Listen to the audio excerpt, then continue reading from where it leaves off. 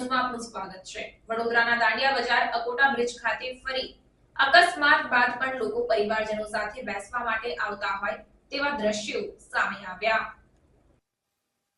વડોદરામાં થોડાક દિવસો અગાઉ શહેરના દાંડિયા બજાર અકોટા બ્રિજ પર રાહદારીઓ બેસેલા હતા તે દરમિયાન એક ફોર વ્હીલર કારે અકસ્માત સર્જ્યો હતો, જેમાં એક વ્યક્તિનું મોત નીપજ્યું હતું। તે બાદ પોલીસ દ્વારા 4 દિવસ પેટ્રોલિંગ કરી બેરિકેડ્સ લગાવીને દેખાવ કરીને બ્રિજ પર કોઈને બેસવા દેવામાં ન આવ્યા હતા। ત્યારે પોલીસ અધિકારી પોતે જણાવતા હતા કે બ્રિજ ઉપર બેસાય નહીં તેવો નિયમ છે, તો શું આ નિયમ ફક્ત 4 દિવસ માટે જ છે?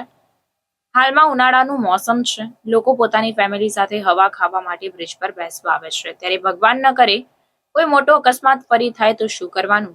ખાલી હોહાપો કરી કેસ ભૂલી જવાનું? વડોદરા પોલીસ અને પ્રશાસનની આંખો ક્યારે ખુલશે કે હજુ કોઈ અકસ્માતની રાહ જોવાઈ રહી છે કે શું?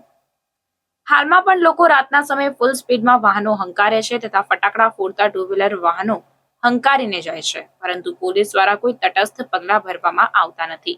તો હવે જોવાનું રહ્યું કે વડોદરા પોલીસ દ્વારા નાગરિકોના રક્ષણ માટે અકોટા બ્રિજ ખાતે કેવા પગલાં ભરવામાં આવે છે તે તો હવે આવનાર સમય જ બતાવશે।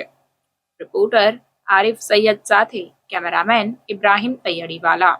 સમાચારોની અવનવી અપડેટ્સ માટે જોતા રહો સેક્યુલર ગુજરાત ન્યૂઝ।